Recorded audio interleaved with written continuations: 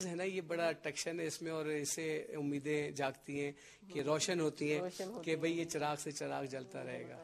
Channel ہے. جی جی آپ نے بتایا کہ ایک ریجنل چینل ہے اور جی ہاں ایک پنجابی ہے بیسیکلی. جی ہمارے دو چینل ہیں جو گروپ آف اپنا TV channel network ہے. ہمارا ایک سرائکی چینل ہے کوک جو سرائکی میں جاتا ہے، اور اپنا ٹی وی چینل جو ہے پاکستان کا فرسٹ پنجابی چینل ہے جو 126 ملکوں میں دیکھا جاتا ہے. اور مجھے بہت خوشی ہے کہ میں اس چینل کے ساتھ وابستہ ہوں، کیونکہ پنجاب کے چھوٹے چھوٹے شہروں میں میرے ایک دو پروگرام ہیں جو میں شوٹ کرنے جاتا ہوں. اپنا دی پنچایت ایک میرا پروگرام ہے، ایک ہے اپنا پنجاب. اس میں چھوٹے چھوٹے شہر شاید آپ نے نام نہیں سنے ہو، منچن آباد، ٹڈی تھل، سانگلا ہل اور دینا اور جی ڈومیلی. تو میں 100 سے زیادہ شہروں میں گھوم چکا ہوں. جی جی بہت قریب ہے دینا کے. اور جہلم ہے، لالا موسا ہے، یہ تو بڑے شہر ہے. گجرات ہے، گجراوالا ہے، وزیر آباد ہے. بہت میں بتا رہا ہوں کہ 100 سے زیادہ شہروں پہ ڈاکومنٹری بنانا یہ بھی مجھے ایک بہت خوشی ہوتی ہے. ہوتا یہ ہے کہ جب ہم چھوٹے شہر جاتے ہیں تو وہاں میڈیا کی رسائی نہیں ہوتی، چینل والے اور اخبار پرنٹ میڈیا نہیں پہنچتا ہے، تو وہاں کے رپورٹر ہوتے ہیں جو کبھی کبھار خبریں بھیج دیتے ہیں. تو مجھے خوشی ہوتی ہے کہ جب ہم وہاں 2 کیمرے لگا کے 2 کیمرہ شوٹ کرتے ہیں یا 3 کیمرہ شوٹ کرتے ہیں، پنچایت لگاتے ہیں، تو ایک چھوٹے پاکستانی یعنی چھوٹے کے میننگز کے ایک چھوٹے سے گاؤں میں رہنے والے اس پاکستانی کو موقع ملتا ہے. ایوارڈ دیا، نام ہی اتنا متاثر کن ہے کہ بات کیے بغیر رہا نہیں جا سکتا. تو پوچھتے ہیں یہ بھی ایک بڑی لطیف بات ہے. اور کبھی کبھار ایسا ہوا لائف میں، ایسا ہوتا ہے کہ کبھی کبھار کوئی ایسی چیز ہوتی ہے جو آپ تصور نہیں کرتے لیکن ارادہ کر لیتے ہیں، تو اس ارادے کی وجہ سے اللہ تعالیٰ اس میں برکت ڈال دیتا ہے. کچھ کام واقعی ایسے ہیں، جیسے میں آپ کو بتاؤں کہ میں نے عالمی مشاعرہ پڑھا.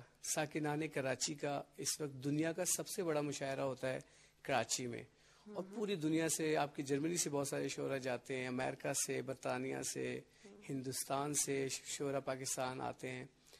تو وہ ایک ڈریم تھا، اور بہت سارے شعراء کے لیے وہ ابھی بھی ایک خواب ہے کہ وہ مشاعرہ پڑھا جائے. تو وہ میں نے ایک دفعہ سوچا کہ یہ مشاعرہ میں کیوں نہیں پڑھ سکتا. تو بس سوچنا تھا. اس کے بعد قدرت نے ایسا راستہ نکالا کہ میں نے 2002 کا وہ مشاعرہ پڑھا بھی. اس کی ویڈیو بھی ریمبو سینٹر کراچی میں فروخت ہو رہی ہے، اور پوری دنیا میں وہ میری میسیج، میری بات کی. بلکہ میں وہ آپ کو اپنی وہ غزل سناؤں گا جو فی البدی میں نے وہاں پہ لکھی تھی اس مشاعرے میں. پڑھنا کچھ اور تھا لیکن وہ ایٹماسفیئر کچھ چینج ہوا، تو میں نے پھر 4-5 شعر وہیں پہ بیٹھ کے شاعری کیا ایٹماسفیئر سے متاثر ہو کے لکھنا ڈالا. جی تو وہ ایک عجیب چیز تھی. اور اسی طرح ان دا نیم آف اللہ کے حوالے سے میں آپ کو بتاؤں کہ ارم تھوڑا سا وہ شاعر ہونے کے ناطے حساس تو ہوتا ہے نا انسان. تو ان دا نیم آف اللہ ایسا ہوا کہ اس سے پہلے میری ایک چھوٹی سی ادبی ایک تنظیم ہے، ادارے وقار ادب پاکستان میں. تو ہم کوشش کرتے ہیں کہ کسی شاعر کی، ادیب کی کچھ مالی طور پہ بھی اور میڈیا میں بھی کچھ ہیلپ ایسی ہو جائے ہمارے اس ادارے کے حوالے سے کہ وہ تھوڑا سا متعارف ہو جائے. تو ہماری وہ ادارے وقار ادب کی 10ویں سالگرہ تھی. تو میرے جو دوست ہیں، احباب ہیں، انہوں نے کہا کہ کوئی تقریب کرنا چاہیے. تو اب ہم نے مشورہ کیا کیا کریں. کوئی کہنا مشاعرہ کراتے ہیں، کسی نے کہا کہ کوئی ادبی تنقیدی نشست کرا دیتے ہیں، کسی نے کہا فلاں چیز میوزیکل پروگرام کرا دیتے ہیں، کلاسیکل جسے کہتے ہیں. تو میرے خیال ذہن میں یہ آیا کہ میرے گھر ایک ارم 16 سال سے ایک تقریباً 22-23 سال کا ایک نوجوان ہے، بلکہ زیادہ 24-25 سال اس کی عمر ہوگی. بہت چھوٹا تھا جب وہ ہمارے گھر اخبار ڈالتا تھا، اور آج تک وہ ڈالتا ہے.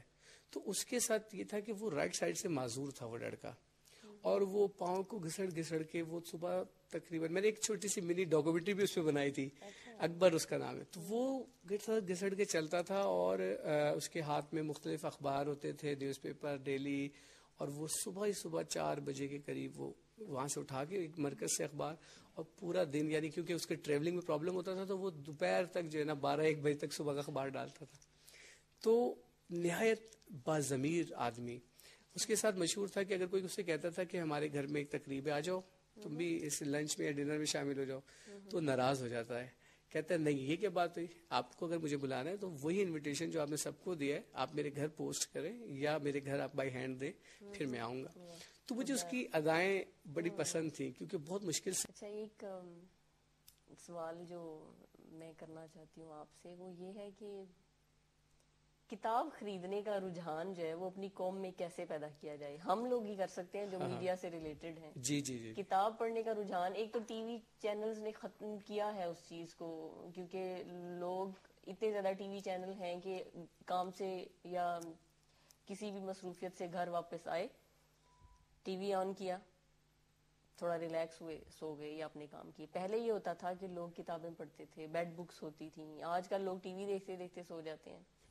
ہے ٹھیک ہے یہ بھی، لیکن کچھ اس طرح بھی کریں اپنے چینلز پہ کہ لوگ کتاب خریدنے کو پسند کریں. آج اگر کوئی شاعر کتاب چھپواتا ہے 500 زیادہ سے زیادہ 1000 کا ایڈیشن چھاپ لیتا ہے، بیچارہ گفٹ دے کے اس کو پھیلاتا ہے. میں نے اسی لیے ایک ہی کتاب اپنے پاس ہمیشہ سے رکھی ہے کہ کوئی گفٹ کو موقع ہی نہ ملے. میں کہتا ہوں ایک ہی کتاب ہے بھائی، مجھے چھوڑ دو، اسی سے پڑھنی ہوتی ہے. تو میں ایک بڑی اہم بات، بہت اچھا سوال ہے آپ کا ارم. اصل میں ہوتا یہ ہمارے معاشرے کا پرابلم یہ، اقبال کی جو بات ہوئی تھی کہ وہ یہاں جرمنی آئے تھے اور بیٹھے تھے، اور اقبال کی فکر ظاہر بات ہے بہت اونچی فکر تھی. اقبال کا مجھے ایک شعر یاد آ رہا ہے کہ ہے دل کے لیے موت مشینوں کی حکومت، ہے دل کے لیے موت مشینوں کی حکومت، احساس مروت کو کچل دیتے ہیں آلات. اصل میں جو اقبال نے 100 سال پہلے جو بات کہی تھی وہ اب اس معاشرے کے لیے کہی تھی. اور جو کہتے کہ تیرے صوفے ہیں افرنگی، تیرے قالین ایرانی، لہو مجھ کو رلاتی ہے جوانوں کی تناسانی. تو یہ دونوں شعروں کے سامنے رکھ کے میں آپ کے سوال کا جواب دینا چاہوں گا کہ اس دور میں احساس مروت کو آلات نے کچل دیا ہے. مثال کے طور پہ پہلے ہم کراچی سے آپ کو جرمنی خط لکھتے تھے، ٹھیک ہے، تو ہم لکھتے تھے خالہ جی، کسی کو، میں آپ کو نہیں کہہ رہا کہ کسی کو لکھتے تھے خالہ جی آپ کیسی ہیں، آپ کی طبیعت کیسی ہے، اگر مزاج بخیر ہیں تو ہم خیریت سے ہیں خدا بندے.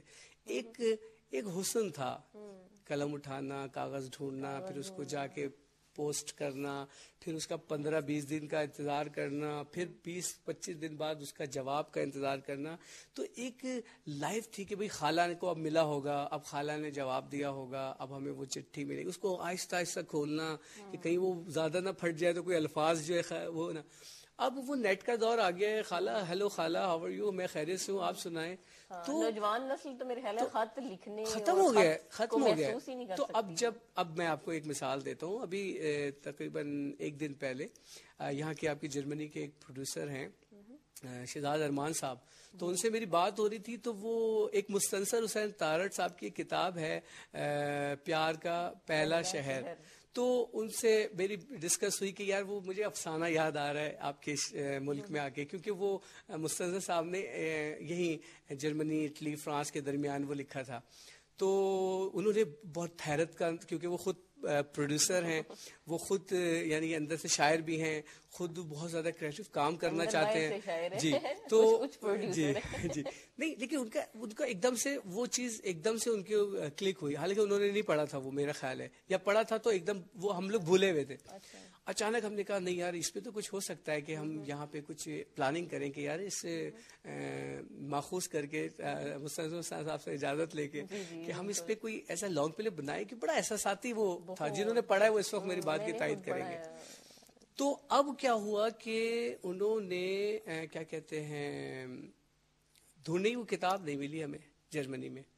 تو وہی نیٹ نے وہ اس کو آسان کیا اور وہ مختلف سائٹس پہ جا کے اور وہ پوری کتاب ہمارے سامنے آ گئی. تو فوائد بھی ہیں اور کتاب اچھا جب ہمیں جو فری میں ایک نقطے کو دبا کر، ڈاٹ کو دبا کر وہ چیز ہمیں مل گئی، تو پھر اب کون جائے لاہور کی پرانی انارکلی کے بازار میں، اردو بازار میں. نیٹ سے ڈھونڈ لیں، کتاب تو ڈھونڈی نا آپ لوگوں نے. جی جی جی ڈھونڈ لیں، ضروری نہیں کہ ہارڈ کاپی، ہارڈ بائنڈنگ آپ کے ہاتھ میں ہو، لیکن کتاب کو ڈھونڈیں، چاہے نیٹ پہ ڈال دیں. لوگ نیٹ سے پڑھتے ہیں نا کتابیں، اس طرح کریں کہ ساری کتابیں نیٹ پہ ڈال دیں. ہاں نہیں ہو سکتا ہے، اور ڈھونڈ رہے ہیں ای بکس ہے نا آج کل، کیوں نہیں ہے، وہ بھی ہو سکتا ہے. جی جی جی جی جی ہم ڈھونڈ رہے ہیں. میری سجیشن ہے. نہیں اچھی ہے آپ کی سجیشن ہے.